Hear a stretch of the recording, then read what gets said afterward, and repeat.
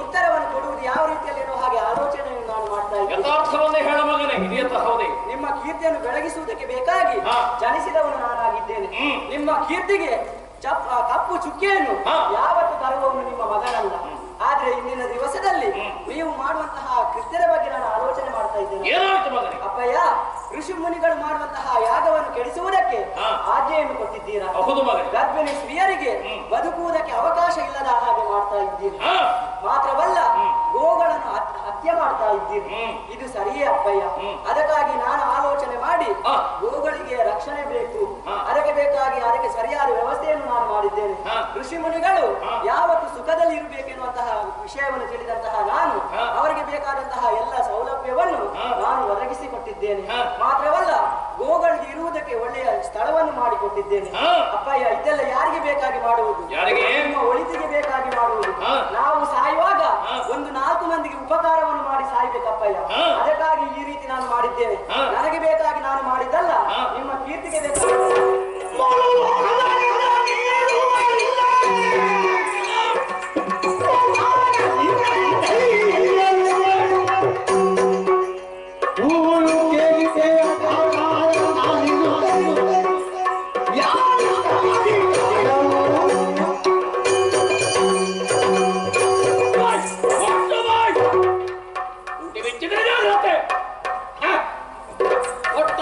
ಅಧಿಕವಾಗಿ ಹೋಯಿತು.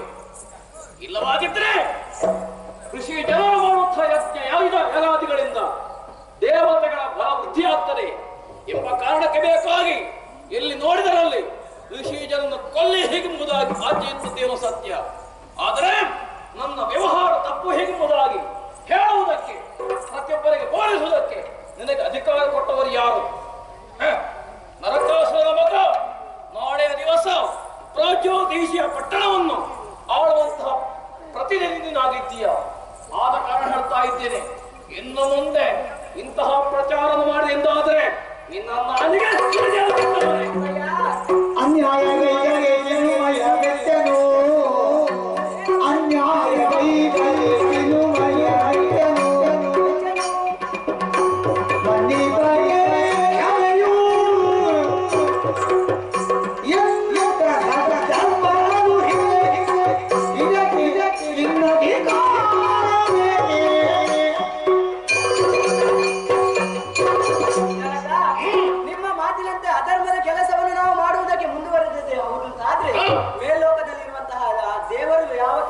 ಸಾಧ್ಯವೇ ಇಲ್ಲ. ನಮ್ಮನ್ನು ಬಿಟ್ಟರೆ ಯಾರಿದ್ದಾರೆ ದೇವರು? ಅಪ್ಪಯ್ಯ, ನೀವೇ ಆಲೋಚನೆ ಮಾಡಿ. ನಮ್ಮನ್ನು ಹೊರುವವಳು ಭೂಮಿ ತಾಯಿ, ಶ್ರೀಹರಿಯ 2ನೇ ಹೆಂಡತಿ ಭೂದೇವಿ ಆಗಿದ್ದಾಳೆ. ಅವಳ ಕಣ್ಣಿನಲ್ಲಿ ಯಾವತ್ತು ನಾವು ನೀರನ್ನು ಬರಿಸಿದೆವು ಅಂತಾದ್ರೆ ನಮಗೆ ಶಾಪ ಎನ್ನುವುದು ಖಂಡಿತ ನಮಗೆ ಬರುವುದಕ್ಕೆ ಸಾಧ್ಯ ಉಂಟು. ಹಾಗಾಗಿ ಇಂತಹ ಕೃತ್ಯವನ್ನು ಮಾಡುವುದು ಸರಿಯಲ್ಲ.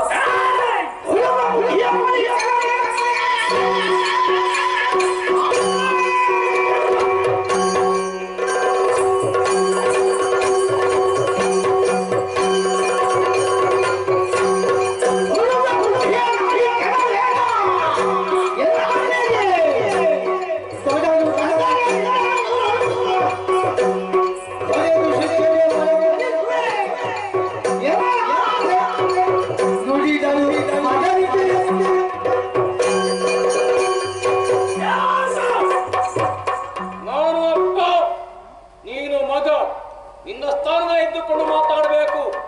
ತಲೆಯ ಮೇಲೆ ಕೈ ಹಾಕಿ ಯಾವತ್ತೂ ಕೂಡ ಮಾತಾಡೋಕೆ ಮುಂದಾಗಬೇಡ. ನಾನು ಯಾರು ಎಂಬಂತಹ ವಿಚಾರವನ್ನು ಮೊದಲೇ ಹೇಳಿದ್ದೇನೆ. ನಾನು ನರಕಾಸುರ, ರಾಜ ತಮ ಸಮ್ಮಿಶ್ರವಾದ ಅಸಲಿ ಪ್ರವೃತ್ತಿ ನನ್ನನ್ನು ಎದ್ದು ಕಾಣುತ್ತಾ ಈ ಧರೆಯಲ್ಲಿ ಕೊಟ್ಟಿರುವಂತಹ ಪ್ರತಿಯೊಬ್ಬ ಜೀವನವೂ ಕೂಡ ಅವರದ್ದಾದಂತಹ ಧರ್ಮ ಎಂಬುದಾಗಿ ಉಂಟು.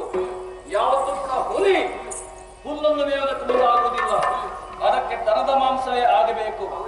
ಹಾಗೆಯೇ ನೀರಿಗೆ ಹರಿಯುವ ಗುಣ, ಬೆಂಕಿಗೆ ಉರಿಯುವ ಗುಣ, ಗಾಳಿಗೆ ಬೀಸುವ ಗುಣ ಈ ನರಕಾಸುರನಿಗೆ ದುಷ್ಟ ಗುಣ.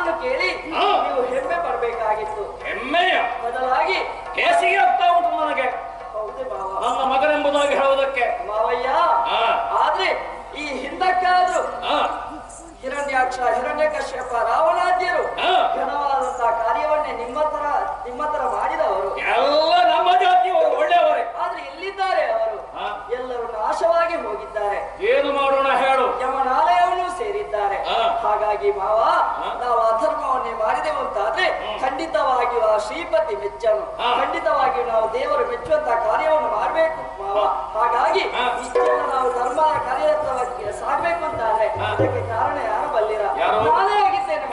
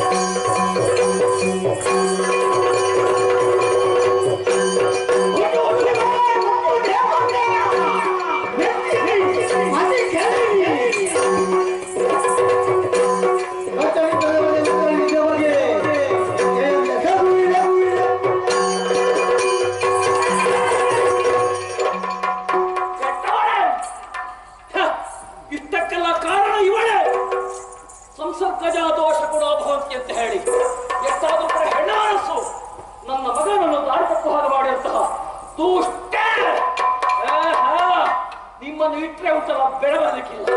ಆದ ಕಾರಣ ಸರಿಯಾದ ಶಾಂತಿ ಮಾಡು. ಏನಾದ್ರೂ ಶಿಕ್ಷೆ ಕೊಡಲಾದ್ರೆ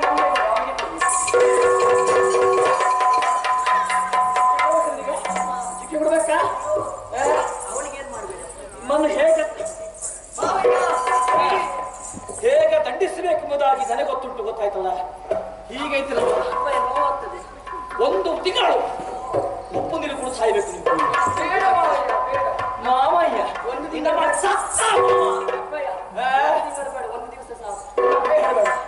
ನಿನ್ನಪ್ಪ ಅಮ್ಮ ಅಚ್ಚುತ್ತ ಯಾರಲ್ಲಿ ಕಾರಾಗೃಹದ ಬಾಗಿಲು ತೆರೆಯಿರಿ, ಇಬ್ಬರನ್ನೂ ತಾಳಿಬೇಡಿ.